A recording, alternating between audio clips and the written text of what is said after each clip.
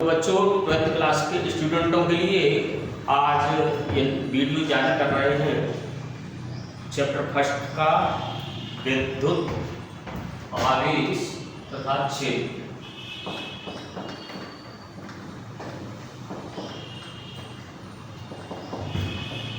सबसे पहले इस वीडियो में ये बताएंगे कि स्थिर विद्युत की क्या है।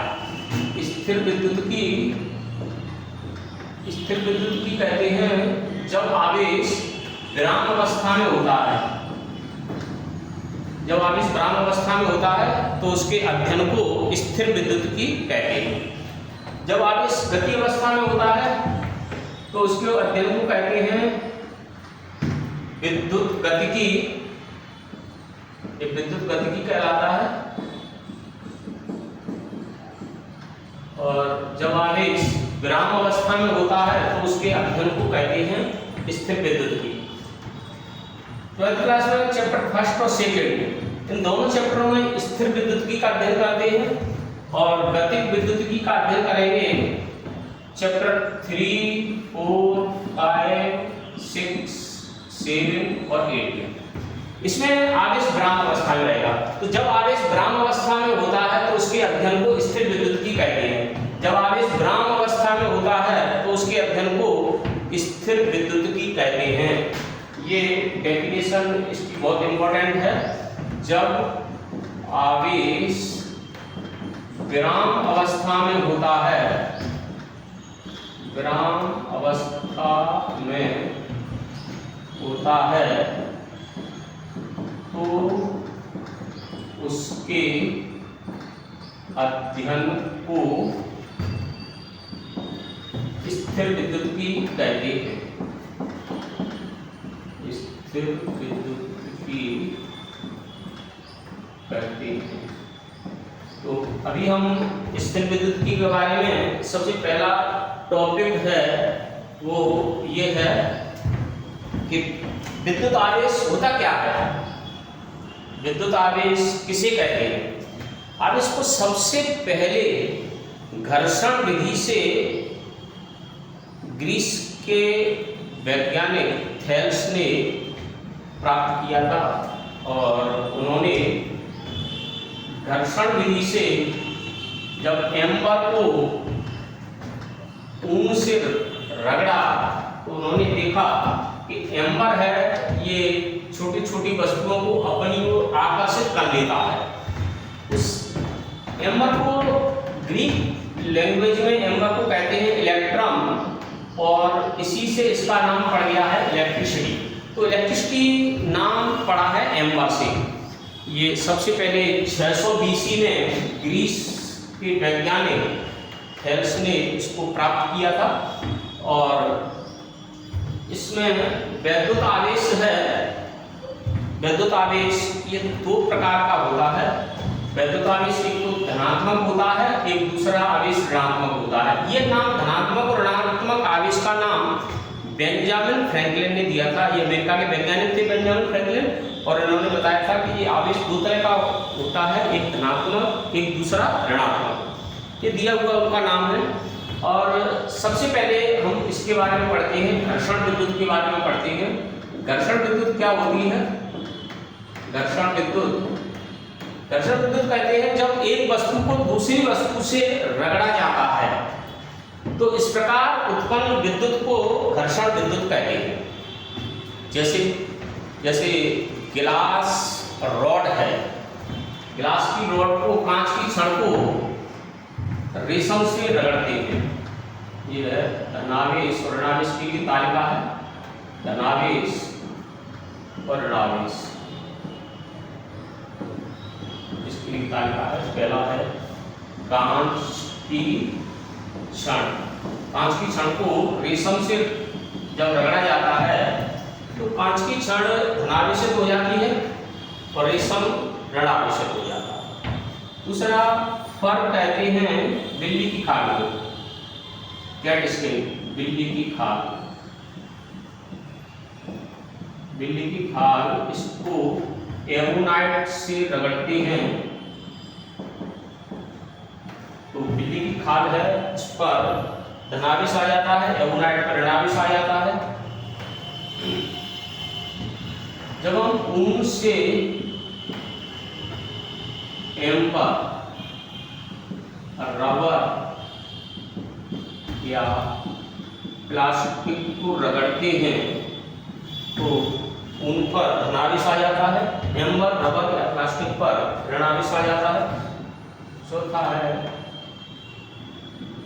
बाल से जब कंघी को रगड़ा जाता है तो बालों पर धनावेश आ जाता है, कंघी पर ऋणावेश आ जाता है। एक बहुत ही अच्छा एक्सपेरिमेंट करके देख सकते हो कि जैसे स्केल है, स्केल को बालों से रब्त करते हैं।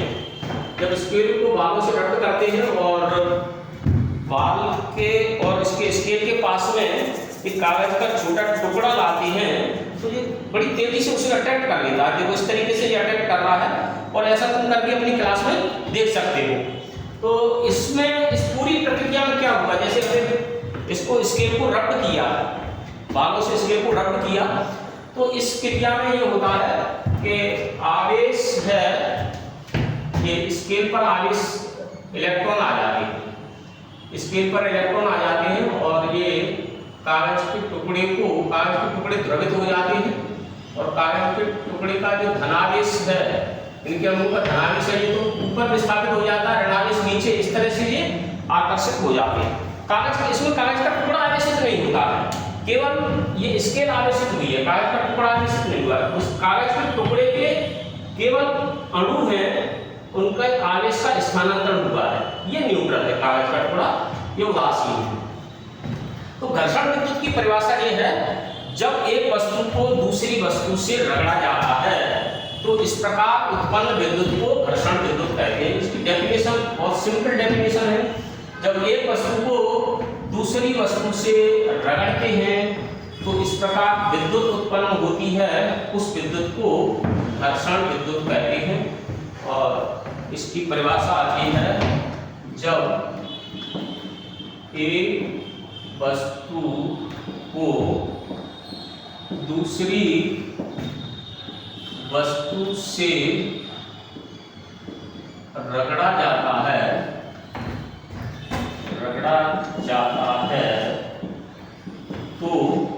तो इस प्रकार उत्पन्न विद्युत को घर्षण विद्युत कहते हैं। इस प्रकार उत्पन्न विद्युत को घर्षण विद्युत कहते हैं। जब एक वस्तु को दूसरी वस्तु से रगड़ा जाता है तो इस प्रकार उत्पन्न विद्युत को घर्षण विद्युत कहते हैं। जैसे अभी हमने स्केल को रगड़ करके दिखाया था, बालों से स्केल को रगड़ा जाता है तो इस प्रकार ये विद्युत उत्पन्न हुई है, ये विद्युत घर्षण विद्युत कहलाती है। और यही सबसे विद्युत को उत्पन्न करने का सबसे पुराना तरीका यही है, घर्षण विद्युत है। और अब इसमें आवेश का इलेक्ट्रॉनिक सिद्धांत बताएंगे कि किस तरीके से एक वस्तु है वो आवेशित हो जाती है, धनावेशित हो जाती है, या कोई दूसरी वस्तु है वो किस तरीके से ऋणावेशित होती है। तो इसके लिए सबसे पहले मान लीजिए हमारे पास दो वस्तुएं हैं, एक वस्तु है ये, इसका नाम हमने दे दिया वस्तु ए, इसका नाम हमने दे दिया वस्तु बी। जब एक वस्तु को दूसरी वस्तु से रगड़ा जाता है तो एक वस्तु से इलेक्ट्रॉन निकल जाते हैं और दूसरी वस्तु पर इलेक्ट्रॉन पहुंच जाते हैं। जो वस्तु इलेक्ट्रॉन निकाल देती है वो हो जाती है धनावेशित और जो वस्तु इलेक्ट्रॉन ले लेती है वो हो जाती है ऋणावेशित। यह है आवेश की उत्पत्ति का इलेक्ट्रॉनिक सिद्धांत। एक बार फिर सुनेंगे, आवेश की उत्पत्ति का इलेक्ट्रॉनिक सिद्धांत क्या है। जब एक वस्तु को दूसरी वस्तु से रगड़ा जाता है तो एक वस्तु से इलेक्ट्रॉन निकल जाते हैं और दूसरी वस्तु पर इलेक्ट्रॉन पहुंच जाते हैं। जो वस्तु इलेक्ट्रॉन निकाल देती है वो धनावेशित हो जाती है और जो वस्तु इलेक्ट्रॉन ले लेती है वो ऋणावेशित हो जाती है। यह आवेश की उत्पत्ति का इलेक्ट्रॉनिक सिद्धांत है। इसमें इस पूरी क्रिया में एक क्वेश्चन ऐसे भी आता है कि इस पूरी क्रिया में वस्तु के द्रव्यमान पर क्या प्रभाव पड़ता है, तो इस बात को एक्सप्लेन करते हैं। इस पर क्वेश्चन आ जाता है कि वस्तु, जैसे मान लीजिए ये वस्तु उदासीन है। उदासीन का मतलब ये है कि इस पर जितने इलेक्ट्रॉन होंगे उतने ही इस पर प्रोटॉन होंगे। अब मान लीजिए कि इस वस्तु को हमने कुछ इलेक्ट्रॉन इसमें से निकाल लिए, कुछ इलेक्ट्रॉन इसमें से रिमूव कर दिए। कुछ इलेक्ट्रॉन जब हम इसमें से रिमूव कर देंगे तो ये वस्तु हो जाएगी धनात्मक आवेशित हो जाएगी, इस पर धनावेश आ जाएगा। और अगर हम इस वस्तु को, इसका नाम हमने दे दिया ए, इसका नाम हमने दे दिया बी, अब हमने इसको कुछ इलेक्ट्रॉन दे दिए, कुछ इलेक्ट्रॉन हमने इसको दे दिए और इसका नाम हो गया सी। तो कुछ इलेक्ट्रॉन दे देंगे तो ये हो जाएगी ऋणावेशित। इलेक्ट्रॉन का द्रव्यमान बहुत कम होता है, लेकिन ऐसा नहीं कि होता ही नहीं हो, होता है इलेक्ट्रॉन का द्रव्यमान। कितना होता है? इलेक्ट्रॉन का द्रव्यमान होता है mass of electron is equal to 9.1 into 10⁻31 kg। इतना इलेक्ट्रॉन का द्रव्यमान होता है। तो भले ही चाहे कितना ही कम द्रव्यमान हो, लेकिन वस्तु का द्रव्यमान है, जब इसमें से कुछ इलेक्ट्रॉन निकाल लेंगे तो इसका द्रव्यमान कम हो जाएगा, यानी धनावेशित वस्तु का द्रव्यमान होगा तो कम होगा। और ये वस्तु उदासीन है, इसमें इलेक्ट्रॉन और प्रोटॉन बराबर हैं, तो इसका द्रव्यमान है ये धनावेशित वस्तु के द्रव्यमान से थोड़ा ज्यादा होगा। सबसे ज्यादा द्रव्यमान होगा ऋणावेशित वस्तु का। क्यों? क्योंकि इस पर इलेक्ट्रॉन कुछ पहुंच गए हैं। तो सबसे इन तीनों में ए बी सी, इन तीनों में अगर हम देखें तो सबसे ज्यादा द्रव्यमान होगा किसका? सी का। सी के बाद द्रव्यमान होगा किसका? ए का। और ए के बाद द्रव्यमान होगा बी का। ऐसा क्यों है? क्योंकि इस पर इलेक्ट्रॉन ज्यादा हैं, सामान्य अवस्था से इस पर इलेक्ट्रॉन ज्यादा है, वस्तु ऋणावेशित हो गई है, इसका द्रव्यमान सबसे अधिक होगा। वस्तु उदासीन है, इलेक्ट्रॉन प्रोटॉन बराबर हैं, वस्तु उदासीन है, तो इसका द्रव्यमान है वो ऋणावेशित वस्तु के द्रव्यमान से थोड़ा कम होगा। सबसे कम द्रव्यमान होगा धनावेशित वस्तु का। क्यों? क्योंकि इस पर इलेक्ट्रॉन की कमी है, सामान्य अवस्था से इस पर इलेक्ट्रॉन कम है। तो सी का द्रव्यमान सबसे ज्यादा, उसके बाद वस्तु ए का द्रव्यमान, उदासीन वस्तु का द्रव्यमान, और सबसे कम द्रव्यमान होगा धनावेशित वस्तु का। अब यहाँ पर एक क्वेश्चन है कि क्या आवेशित करने की प्रक्रिया इलेक्ट्रॉन के ट्रांसफर से ही होती है, प्रोटॉन के ट्रांसफर से नहीं होती है? प्रोटॉन का ट्रांसफर नहीं होता है। क्यों नहीं होता है? इसके दो रीजन हैं। एक रीजन तो यह है कि प्रोटॉन है, प्रोटॉन का द्रव्यमान इलेक्ट्रॉन के द्रव्यमान से ज्यादा होता है। कितना ज्यादा होता है? प्रोटॉन का द्रव्यमान इलेक्ट्रॉन के द्रव्यमान से 1836 गुना अधिक होगा। एक बात। दूसरी बात, जो प्रोटॉन होते हैं वो नाभिक के अंदर होते हैं और वो नाभिकीय बल से जुड़े होते हैं, और नाभिकीय बल है वो प्रकृति में बहुत ज्यादा स्ट्रॉन्ग होते हैं। तो इस कारण से इसमें वस्तु का आवेशित होना ये इलेक्ट्रॉन के लेन देन से होता है। इलेक्ट्रॉन अगर ले लिए तो ऋणावेशित हो गई, और अगर इलेक्ट्रॉन दे दिए तो वस्तु धनावेशित हो जाती है। तो अब क्वेश्चन ये है कि कोई वस्तु आवेशित है, तो आवेशित वस्तु का संसूचन कैसे करते हैं, यानी इसकी पहचान कैसे करते हैं?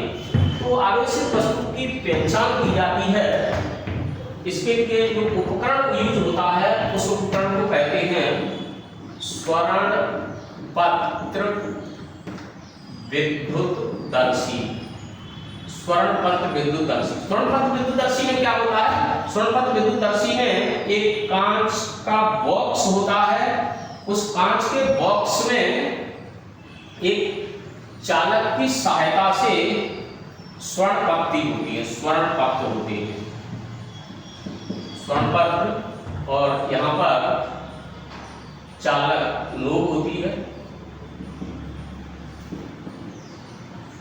इसको हिंदी में घुंडी कहते हैं, और ये चालक क्षण है,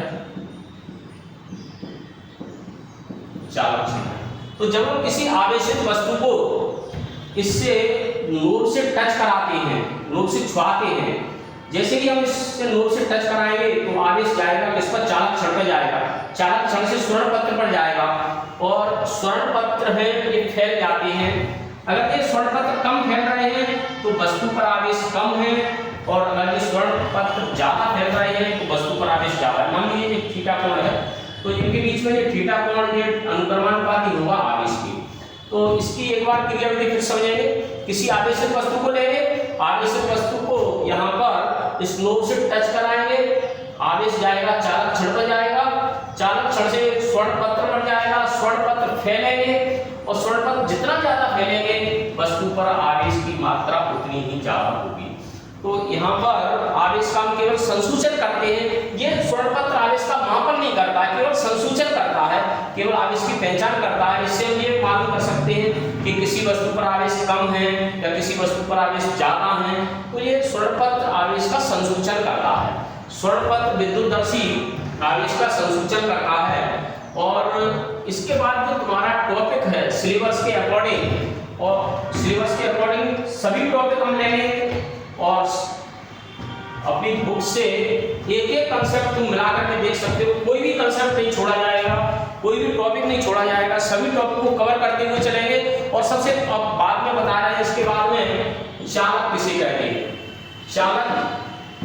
चालक कहते हैं ऐसे पदार्थ जिनमें विद्युत प्रवाह आसानी से हो जाता है, उनको चालक कहते हैं। इनमें विद्युत प्रवाह आसानी से कैसे होता है? इनमें विद्युत प्रवाह आसानी से होता है मुक्त इलेक्ट्रॉनों के कारण। ये तो मुक्त इलेक्ट्रॉन होते हैं चालकों में, ये मुक्त इलेक्ट्रॉन आज विद्युत का प्रवाह करते हैं। क्यों इनको मुक्त इलेक्ट्रॉन क्यों कहते हैं? क्योंकि ये परमाणु के अंदर जो धनायन होते हैं उससे कम बल से ये जुड़े रहते हैं। और जैसे ही हम विद्युत क्षेत्र आरोपित करते हैं, जैसे ही विद्युत क्षेत्र आरोपित करते हैं तो इसके इलेक्ट्रॉन हैं ये गति करने लगते हैं। गति में तो ये बिना विद्युत क्षेत्र के भी होते हैं, लेकिन उस समय इनकी गति अनियमित गति होती है। तो अनियमित गति की स्थिति में ये विद्युत धारा का प्रवाह नहीं करते हैं। जब हम विद्युत क्षेत्र लगाते हैं चालकों पर, जब विद्युत क्षेत्र आरोपित किया जाता है तो इनके इलेक्ट्रॉन एक निश्चित दिशा में गति करने लगते हैं और इसके कारण विद्युत प्रवाह होता है। विद्युत रोधी पदार्थ में विद्युत का प्रवाह नहीं होता है। सबसे पहले चालकों के उदाहरण हैं। चालक के उदाहरण हैं सभी धातुएं हैं, मानव शरीर है, जंतु शरीर है, पृथ्वी है, ये सभी चालक हैं। विद्युत रोधी पदार्थ ये विद्युत का प्रवाह नहीं करते हैं। जैसे रबर है, प्लास्टिक है, लकड़ी है, इनमें से विद्युत का प्रवाह नहीं होता है। इसका कारण क्या होता है? इसका कारण ये होता है कि विद्युत रोधी पदार्थ के इलेक्ट्रॉन होते हैं वो बहुत ही ज्यादा आकर्षण बल से धनायनों से जुड़े रहते हैं। तो जैसे ही हम विद्युत क्षेत्र आरोपित करते हैं तो ये इलेक्ट्रॉन, इनके इलेक्ट्रॉन गति नहीं करते हैं। विद्युत रोधी पदार्थ के इलेक्ट्रॉन धनायनों से बहुत ही ज्यादा आकर्षण बल से जुड़े होते हैं। ये अब क्वेश्चन यहाँ पर एक बहुत अच्छा क्वेश्चन है कि क्या घर्षण विद्युत की सहायता से हम किसी धातु की चम्मच को आवेशित कर सकते हैं या नहीं? तो इसका आंसर होगा नहीं। आंसर नहीं क्यों होगा? क्योंकि जब हाथ में पकड़कर, जब हम अपने हाथ से पकड़कर के धातु की चम्मच को रगड़ते हैं तो उस पर जो आवेश आएगा वो आवेश हमारे हाथ में आएगा, हमारे हाथ से पृथ्वी में चला जाएगा। हाँ, एक तरीके से उनको आवेशित किया जा सकता है यदि धातु की चम्मच पर उसमें हैंडल लगा दिया जाए, विद्युत रोधी का हैंडल लगा दिया जाए, जैसे लकड़ी का हैंडल लगा दिया जाए, रबर का हैंडल लगा दिया जाए या प्लास्टिक का हैंडल लगा दिया जाए तो फिर उसको आवेशित किया जा सकता है। तो घर्षण विद्युत की सहायता से हम केवल विद्युत रोधी पदार्थ या परावैद्युत पदार्थ होते हैं उन्हीं को ही आवेशित कर पाते हैं। ठीक है, थैंक यू।